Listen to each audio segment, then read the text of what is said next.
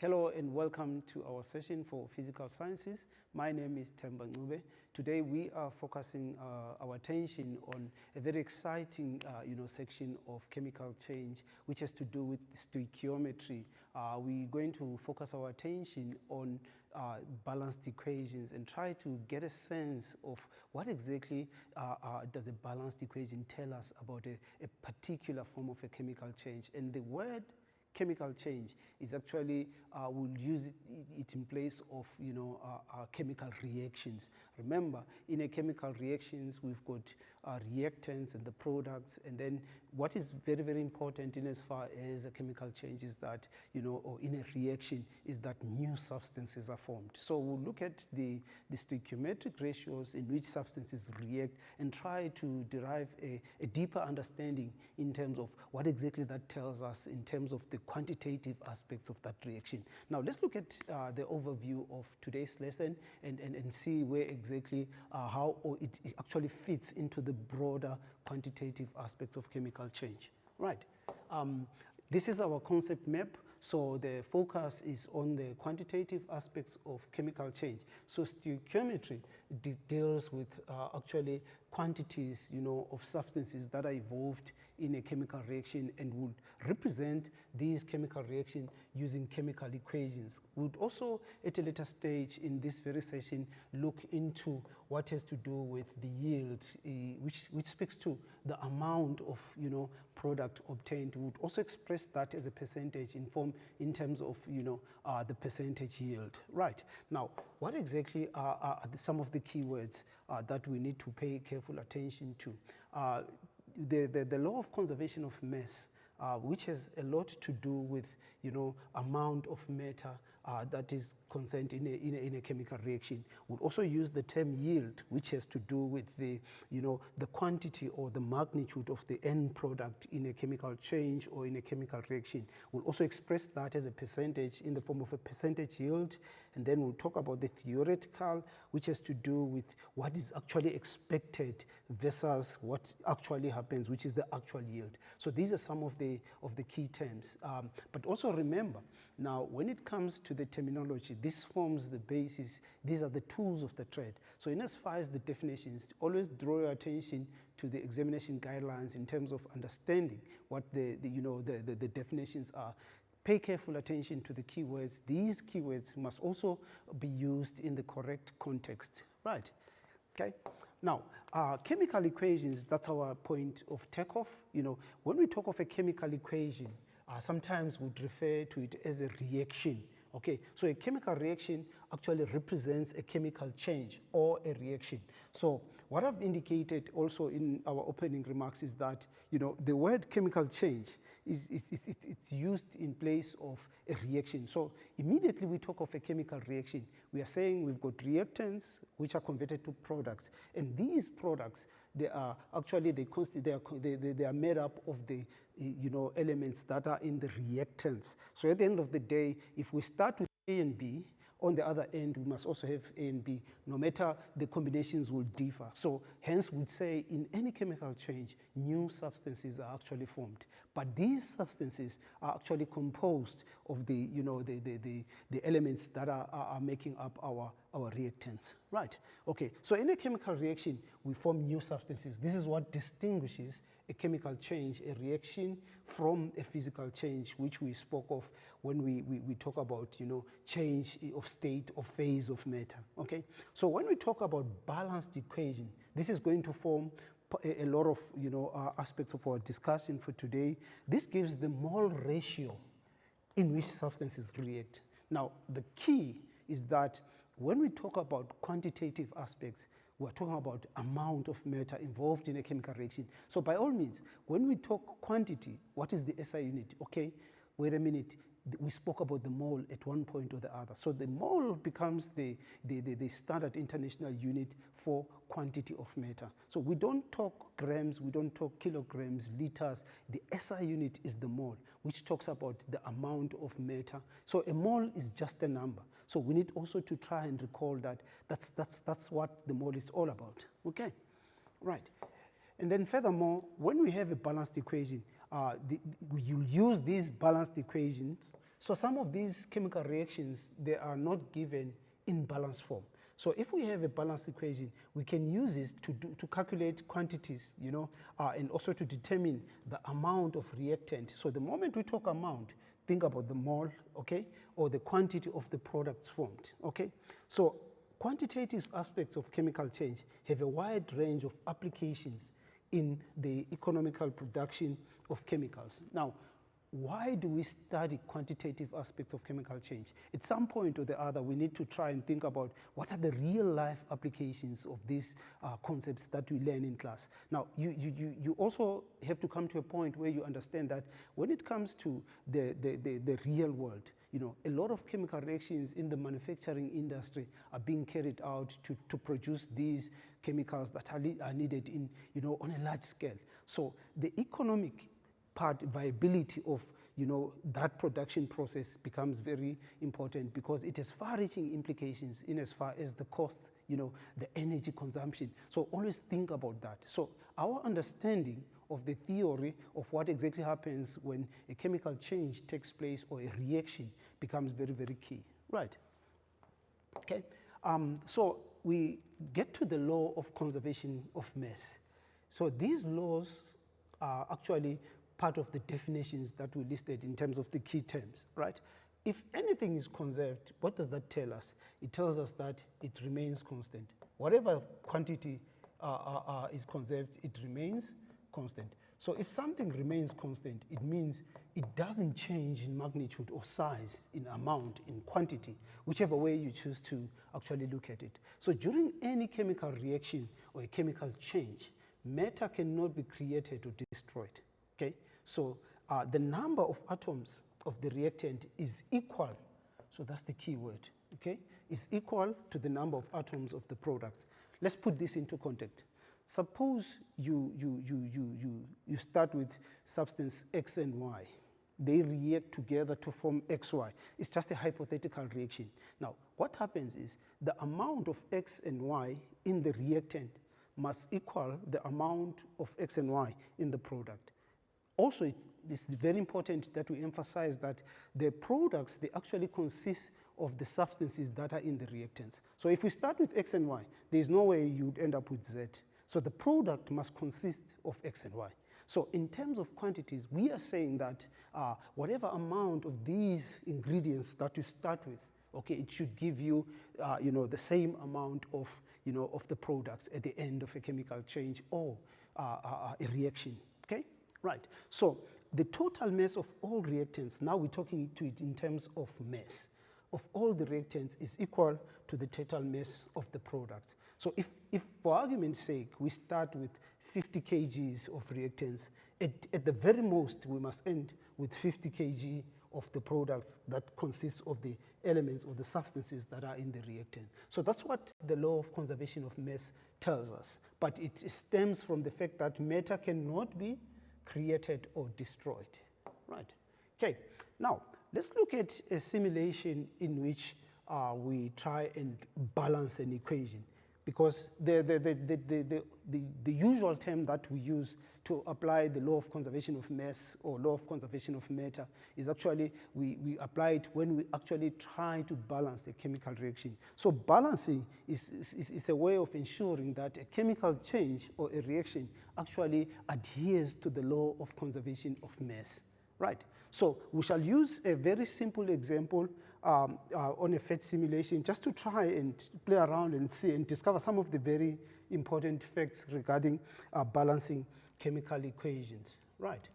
Okay, so if for argument's sake, we have a scenario whereby we want to make, let's say, ammonia. Now, the ingredients or the reactants, which are on our left-hand side, consist of nitrogen and hydrogen. Also pay careful attention. Let's start, say, for argument's sake, with 1 mole. Okay, so these are stoichiometric ratios that we are trying to make use of. Let's say we start with 1 mole of nitrogen gas. You'd immediately realize that the nitrogen is a diatomic molecule. So it exists as a diatomic molecule. So this nitrogen is essentially a molecule of an element. Why are we saying an element? because it has got, two atoms of the same kind that are chemically joined together. If I draw your attention to, the balance there, it says we've got 2, which is heavier than 0, okay? So on the left, we've got 1 nitrogen, okay? Let's also add another hydrogen, okay? So as far as hydrogen, it's also a diatomic molecule, okay? Now, the products that are formed, the product that is formed is ammonia. Ammonia is a molecule that consists of an atom of nitrogen and 3 atoms of hydrogen per molecule, right? So for us to balance, the number of atoms of nitrogen on the left must equal the number of nitrogen atoms on the right. That's the reactant and product respectively, okay? So what is it that we can do? On the left, we've got 2 of nitrogen, and then on the right, we only have 1. So for us to have 2 on the right-hand side, we need to increase the number of moles of ammonia, okay? Immediately we do that, you'd realize that the nitrogen is balanced, okay? So if the nitrogen is fine, then we need to do something about the hydrogen. If we focus our attention on the products in as far as the hydrogen, on the left, you only have got 2 atoms, which is a molecule of hydrogen, while on the right, there are 6 atoms of hydrogen. So to balance this, how exactly are we going to do that? It means we need to increase the number of molecules on the reactant side so that the scale will tip more to the left, and with the hope that we would establish some form of balance. Now let's include another molecule of hydrogen. Is the balance there? Have we achieved balance? Definitely not. Why? On the left, we've got 4. On the right, we've got 6 atoms, okay? Or moles of, let's use the mole, the 10 moles, okay? So for us to balance that, we need to include another one. Now, there's a happy face, okay? What is it that you derive here? The number of moles of nitrogen is 1, is to 3, is to 2. So what does this tell us? It tells us that 1 mole of nitrogen reacts with 3 moles of hydrogen to give us 2 moles of ammonia. That's why the scales are balanced, okay? So that's the main idea in as far as the balancing act is concerned, right, okay? Now let's look at the interpretation of a balanced equation of reaction and try to understand what exactly it tells us about the chemical change. So what we managed to understand from the balanced equation of reaction is that a mole of nitrogen gas reacts with 3 moles of hydrogen gas to give us 2 moles of ammonia. So the stoichiometric ratio in which these substances actually react with each other is 1:3:2, right? So that's the stoichiometric ratio. So remember, why are we saying it's the stoichiometric mole ratio? Because everything is about the mole. And what we know about a mole is that a mole of any substance contains the same number of particles, be it, ions, be it molecules. So because here we're talking about molecules, it means then we can therefore say that, the stoichiometric ratio in which these substances react with each other to form the product, it's 1:3:2, right?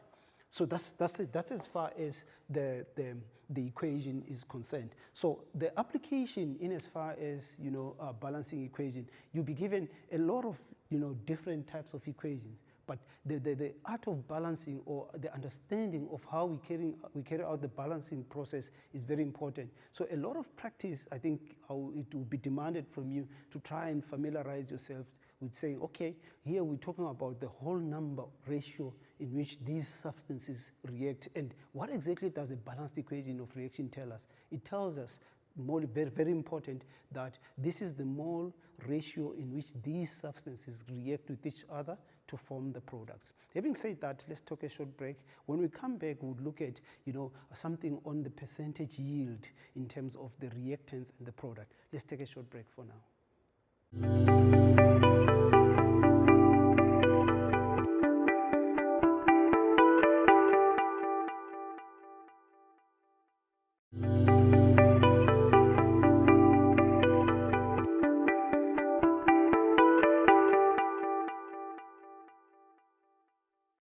welcome back to our second segment.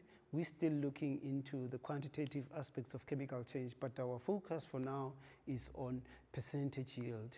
We want to get a sense or some form of understanding in the sense that, when reactants react with each other, there's what we expect in terms of the yield, or the end product, in as far as the quantity. Then we want to check as to what percentage of the actual, of the theoretical yield is what we get at the end, which is the actual yield. So when we talk about yield, loosely, I think we are referring to the amount of product. Okay, so based on what we put in as far as the reactants are concerned, right? So our focus for now is on yield based on the balanced equation of reaction. Okay, so that's the whole idea on stoichiometry, right?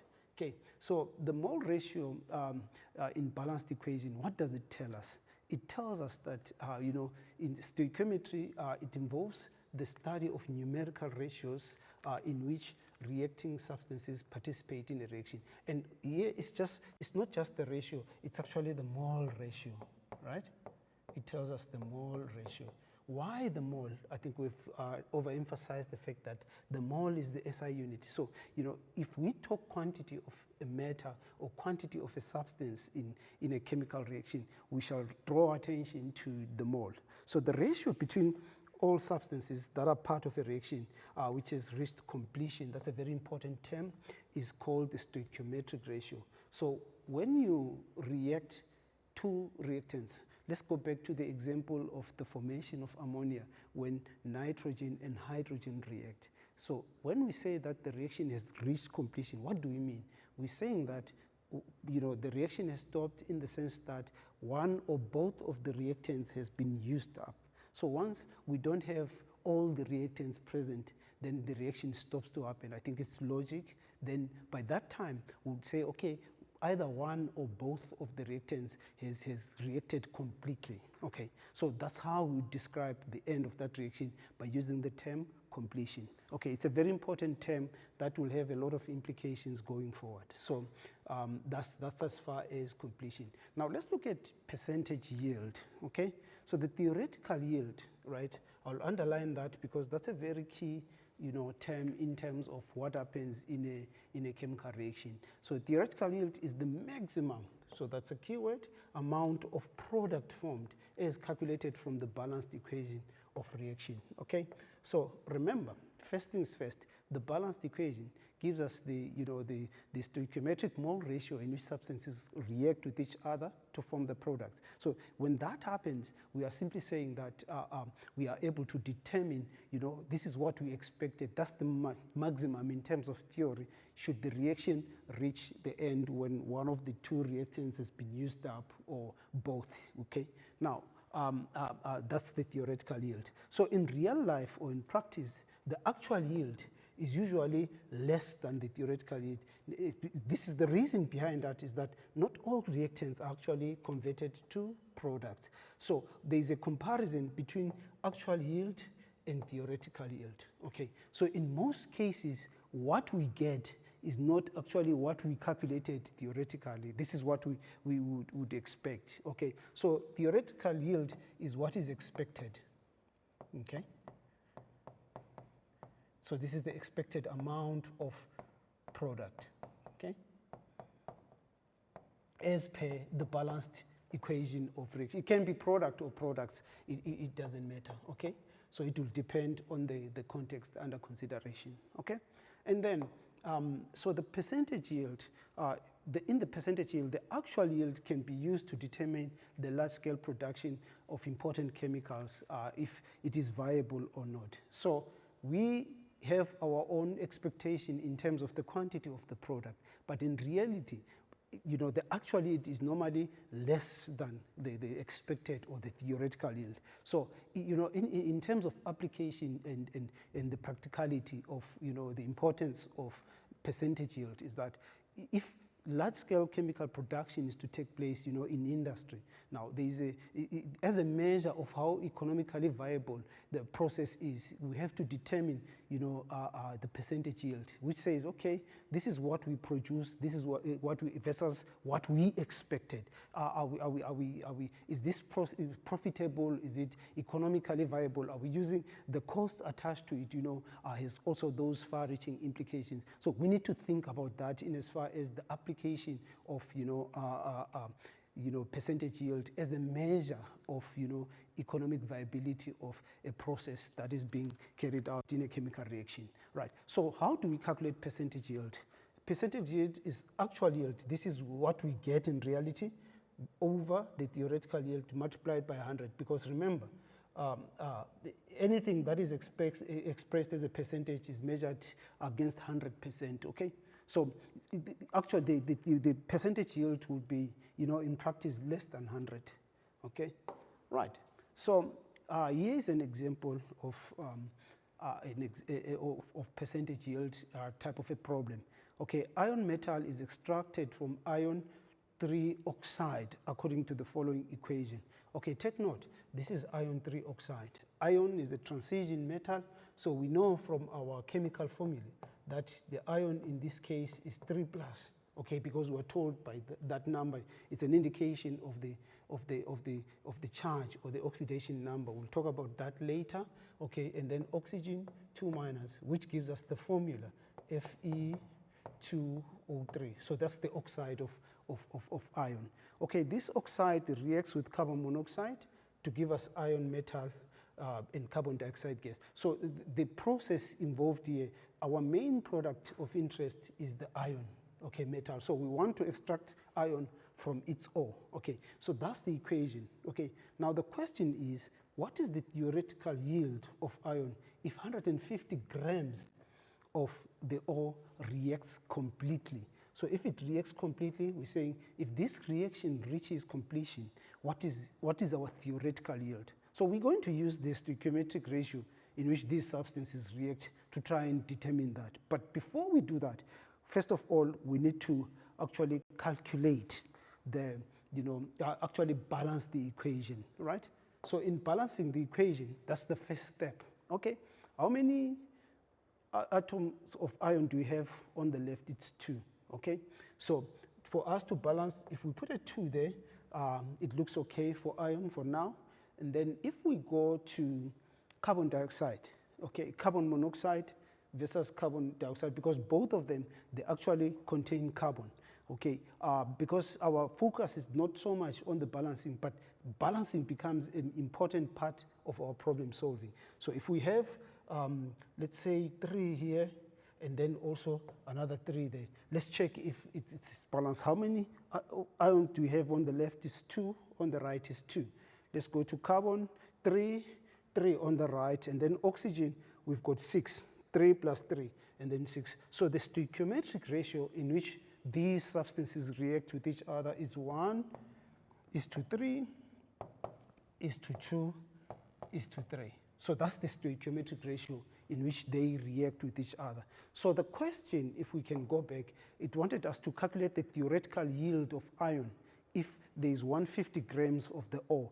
This is the ore that we are talking about, the iron 3 oxide. Now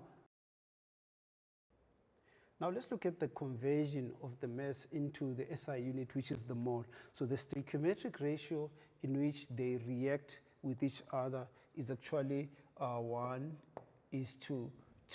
Okay, this is the ratio for the ore to the iron. So we are told that there is 150 grams of the oxide, okay? So if there is 150 grams of the oxide, we ask ourselves, in 150 grams, how many moles of iron 3 oxide are present? So we know that number of moles of iron 3 oxide is it actually equals to the mass of the sample divided by the molar mass. So the mass of the sample in this case, we are told it's 150 grams, okay? Now the molar mass of iron 3 oxide, if you go back to the periodic table, you'll get 160 grams per mole, okay? So if we go to our calculator, just to check the calculation there, we'll have 150, that's the mass of the sample, divided by the molar mass, which is 160 grams per mole. This gives us, as a decimal fraction, 0.94. So in other words, what are we saying? We are saying that in a 150 gram sample of iron 3 oxide, there is 0.94 moles of the oxide, all right? So that said, it means that the number of moles is equals to 0.94 moles, right? Now, what do we know? We know that a mole of iron 3 oxide produces double the number of moles of iron. So the number of moles of iron in this case, which will be formed, is equals to, you know, the double that, which is 2 multiplied by 0.94, okay? Which is 2 multiplied by 0.94, right? So the number of moles of iron that will be obtained, okay, from the stoichiometric ratio is, if we go back to our, so it's 0.94 multiplied by 2. This is the number of moles, which is 1.88. So there's 1.88 moles of iron, okay? 1.88 moles of iron will be formed, right? Okay, so what's our next step after that? Step number 3, we can calculate the number of moles of the substance. We've managed to do that. We say number of moles of the product is equals to 1.88 moles. Okay, so where did this come from? It came from the stoichiometric ratio of a mole of the oxide produces 2 moles of the iron. So that is straightforward. Okay, what is the next step after that? We want to calculate the mass of the substance, okay, based on the stoichiometric ratio. What do we know? We know that a number of moles of iron is equals to mass of the iron that will be formed divided by the molar mass, right? So what do we have now? We've got the number of moles, which is 1.88, right? This is equals to the mass, which the mass in this case, we just want to check what is the mass of the iron, okay? This is what we have to get at the end. So we are saying that we are looking for the mass of the sample that will be formed divided by the molar mass of the iron. So the molar mass of iron, atomic mass, is 56 grams per mole, okay? But remember, the stoichiometric ratio is still 1:2. So here it's, we'll have our mass is equals to the number of moles, which is 1.88, multiplied by the molar mass, which is 56 grams per mole. So what we get here is the actual mass of iron that will be, the theoretical mass of iron that will be formed from, you know, the stoichiometric ratio. So if we go back to our calculator, what do we have? We've got 1.88, which is the number of moles, multiplied by 56 grams per mole. So what we'll get here will be the mass in grams of what is expected, okay? So what do we get there? As a decimal fraction, it's 105.28, okay? So the mass is actually 105.28 grams, okay? So that's how we determine the mass of iron. So this is the mass of iron theoretically that must be formed, right?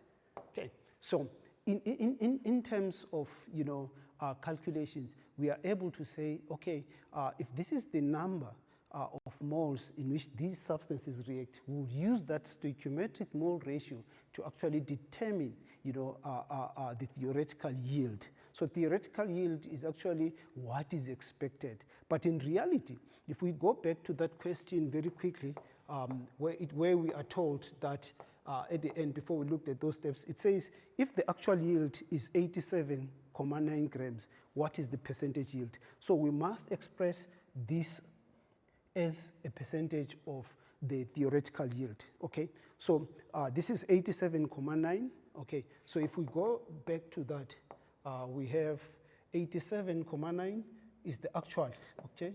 Actual yield is equals to 87.9 grams, okay? And then theoretical is what we calculated, Okay, so our theoretical yield is what we calculated. If we go back, that value is 105.28. So that's what we expected, 105, okay, 0.28 grams. So percentage yield in this case becomes actual yield, which is 87.9 divided by 105.28, okay, that expressed as a percentage. So our percentage yield in this case would become, if we go back to our calculator, it will be, in this case, 87.9 divided by 105, okay, 0.28, right? That, then we multiply this by 100. It gives us the percentage, which is 83.49%, okay? So that's 83.49%. So this is how we managed to determine the percentage yield of this extraction of iron from the ore. So that's how exactly we carry out, you know, calculations as an example based on percentage yield. When we come back, we'll look at more problems in terms of the yield and, you know, percentage yield. Let's take a short break for now.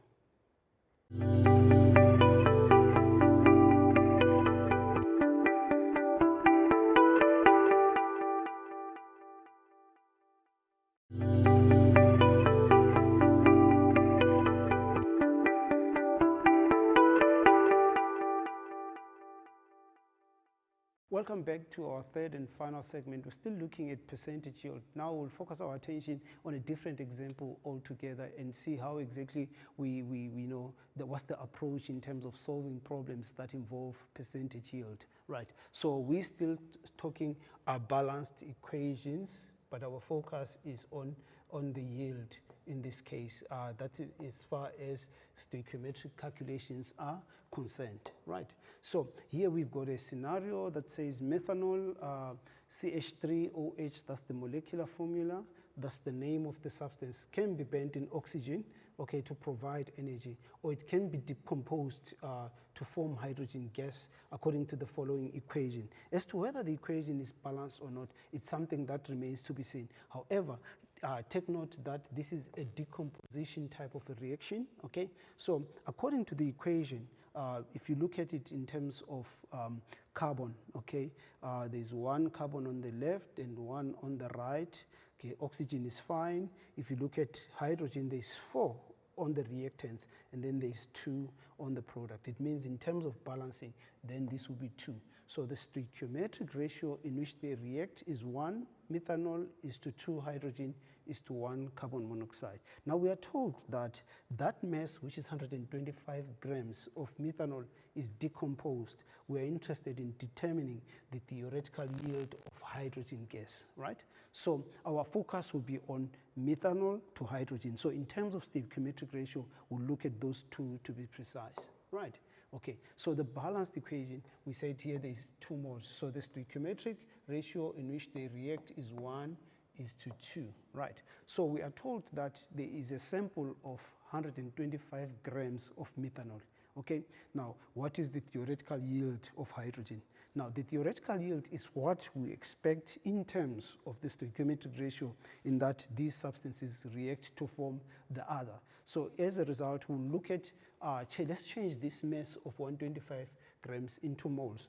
Why the moles? Okay, the question that is very important to us is that, okay, remember, the mole is, the SI unit of quantity of matter. So when we talk amount of substance in a chemical change or in a chemical reaction or in stoichiometry, so the mole is our point of reference. Now, we ask ourselves, in a 125 gram sample of methanol, how many moles of it are present? So number of moles of methanol, which is CH3OH, right, is equals to the mass of the sample divided by the molar mass, okay?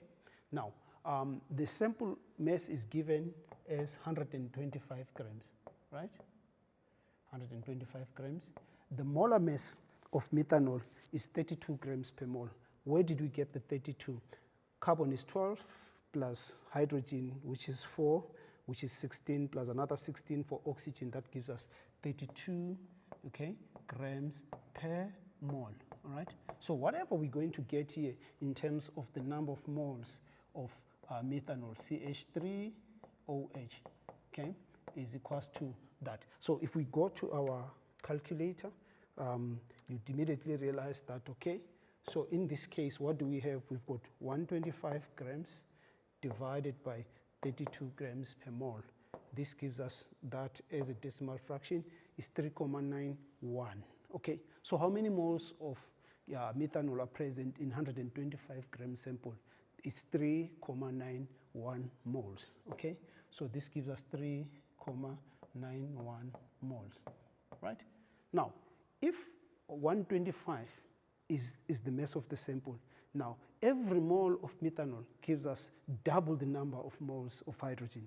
So in other words, number of moles of hydrogen based on the stoichiometric ratio is 1:2. So it's going to be 2 times the number of moles of methanol. So it's 2 multiplied by 3,91, right?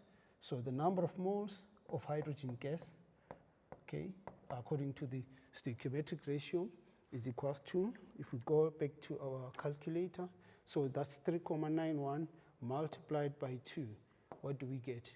It gives us 7,81. So it's 7,81 moles, all right? 7,81 moles, okay? So that's the number of moles. But the question asked us to determine the theoretical yield. It should be actually the mass, okay, in grams. So we need to change those moles back to the mass. So we know that number of moles of hydrogen gas is actually equals to mass of hydrogen over the molar mass of hydrogen. Okay, so now we have the number of moles of hydrogen that will be formed from 125 gram sample. So this will be 7,81 is equals to the mass over the molar mass of hydrogen, which is 2, okay? The molar mass comes from that formula. Take note, we do not multiply by the coefficient in this case, which is the stoichiometric ratio, because the coefficients, they simply give us the stoichiometric ratio in which they react. So the mass is equals to 2 multiplied by 7,81, right? So if we go back, this 7,81 multiplied by 2, okay, this gives us the actual mass of hydrogen. So the theoretical yield is that the actual mass of hydrogen that will be formed is equals to 15,6 grams, 625, okay? So it's 1615,625, okay, grams. This is what will be formed in terms of hydrogen gas. So we can say the mass of hydrogen gas that will be formed is exactly that. But then the question that follows up, it says we must be able to determine the percentage yield. Now we want to express the actual yield. This is the actual yield because it says only 13,6 grams were formed, okay, of hydrogen gas. But what did we expect? The expected amount was 15,625, okay?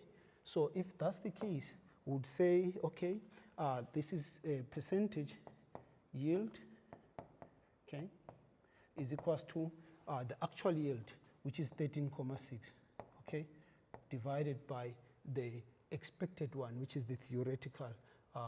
In this case, the theoretical is 15,625, okay? So that's 15,625 multiplied by 100. That will give us the percentage yield. So our percentage yield in this case would be, okay, 13,6, right? 13,6, which is the actual yield divided by 15,625, okay? Equals to multiply that by 100. It will give us the percentage. So our percentage is 87,04, okay? So this is 87,04%. So always leave your answer in 2 decimal places, right? Okay, now we've got another typical example, right, which says in the reaction below, this is the one for formation of ammonia, which somehow looks very familiar to us, okay? In the first segment, we managed to do the balancing act using the simulation. So we're told that there's 30 grams of nitrogen which react completely to form that amount of ammonia. So this 26,6 is the actual yield, okay? This is the actual yield, okay? That's what was obtained in practice, and then it was obtained from 30 grams of nitrogen. So we want to calculate the percentage yield of ammonia in this case, right? So we would ask ourselves, is the equation balanced, yes or no? It's definitely not balanced, because we remember from the balanced equation, it's 1 mole of nitrogen is to 3 moles of hydrogen is to 2 moles of ammonia. So we need a 3 there and we need a 2 there. Okay, so that's the stoichiometric ratio in which they react with each other. So the question that follows is, for us to get the percentage yield, we need to find the expected yield first, which is the theoretical, to say if there is 30 grams of nitrogen that react completely, of these 30 grams, how much do we get in terms of ammonia? So the first question, the first part of our problem solving has to do with how many moles of nitrogen are present in the 30 gram sample of nitrogen gas. So number of moles of nitrogen gas, okay, is equals to mass of sample divided by the molar mass, okay? So the mass of this sample is 30 grams, okay? So we've got 30 grams, okay, divided by the molar mass of nitrogen gas. Each nitrogen atom has a mass of 14 grams per mole. If so, it's a diatomic molecule. This gives us 28 grams per mole, okay, from the periodic table of elements. So how many moles of nitrogen are present in that? So we can quickly determine that, right? So what do we have? We've got 30 divided by 28. Okay, this is the actual number of moles, so which is 1,07, okay, 1,07 moles. All right, okay, so that's the number of moles of nitrogen. But then how many moles of ammonia must be formed? Okay, every mole of nitrogen forms double the number of moles of ammonia. So from the stoichiometric ratio, we know that number of moles of ammonia in this case, okay, will be equals to 2 multiplied by the number of moles of nitrogen, which is 1,07, right? So this gives us, if we double that, what do we get? Okay, we'll multiply that by 2, we'll get, okay, 2,14 moles, okay, 2,14, right? So this is 2,14 moles. Now the next question is, in 2,14 moles, what's the actual mass? Let's change these moles into the mass so that we get the actual yield, the theoretical yield. So what do we have? We know that number of moles of ammonia, right? Number of moles of ammonia is equals to mass, okay, divided by the molar mass. So we've got the moles in this case, which is 2,14. So 2,14 is equals to whatever mass we'll get. The molar mass of ammonia is what we need. It's 17 grams per mole, okay? 17. So the mass that is we're going to get is 17 multiplied by 2,14, right? Okay. So we'll multiply this by 17 to get the mass of ammonia, which is 36,42, okay? So this is 36, right? Okay, if we go back, this is 36,12. Okay, let's just go back to that so that we get that. So the calculator gave us a value of, just to verify that, 36,43, okay? So the mass is 36,43, okay, for 3 grams. All right, so if we want to get the percentage yield, because that's the question that it asked us, okay?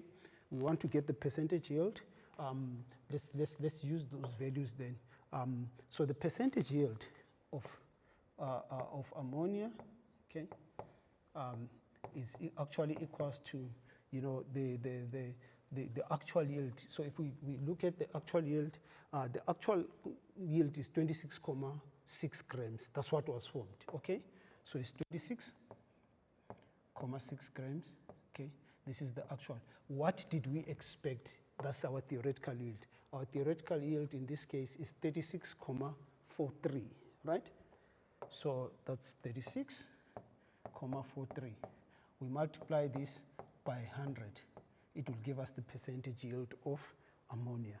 Okay, so if we can quickly verify that from the calculator. So we have the calculation in terms of 26,6, okay, divided by the theoretical yield, what we expected, okay, the one that we calculated from the stoichiometric ratio. So this is the actual yield, okay, just to go back. So this is the actual yield, okay. This 26,6 is the actual, okay, yield. This is what was obtained, okay. And then this is actually our theoretical, the one that we determined from the stoichiometric ratio. So this is our theoretical yield, right? Just to put things into perspective. Then this gives us, if we go to our calculator just to verify that. So it's 26,6 divided by 36,43, right? Okay, we multiply that by 100 so that we get that percentage. So the value as a decimal fraction is 73,02%. Okay, so it's 73,02%. So that's the percentage yield of ammonia, right? Okay, so in closing, what are we saying? The mole is the SI unit of quantity of matter. Okay, just to drive that point, you'd realize every time we were given the mass of sample of a substance, we had to carry out calculations to express it in terms of the mole, because the mole is the SI unit, and we can compare moles and moles, you know, so that's why we had to convert the mass of each sample into the moles, okay? And then the balanced equation gives us the mole ratio. We want to emphasize on that, in which these substances react with each other. And in any chemical reaction, the total mass remains constant. So this is the law of conservation of mass, right? Okay, and then also when it comes to the theoretical yield, we understand that this is the maximum amount of product that is expected as calculated from the balanced equation of reaction, which is why we always balance the reaction. And then the actual yield is used to determine the large-scale production of chemicals and to check whether the production process is actually viable. So a higher percentage is an indication that, yes, indeed, the production process is economically viable, okay? So that's how we calculated our percentage yield of a substance, right? So having said that, I think we managed to put these two pieces together in terms of how then do we use the stoichiometric ratio to determine or to predict, you know, the amount of substance using the mole, which is the SI unit. So that those are some of the very, very important, you know, aspects of our discussion today. So in a nutshell, the mole is used to determine, you know, any quantitative aspect of any reaction. Why? Because the mole is the SI unit. And then we can do all these calculations, but we must base our understanding on the importance of how a chemical reaction takes place in terms of quantities. Having said that, this brings us to the end of our session. Cheers and bye-bye for now.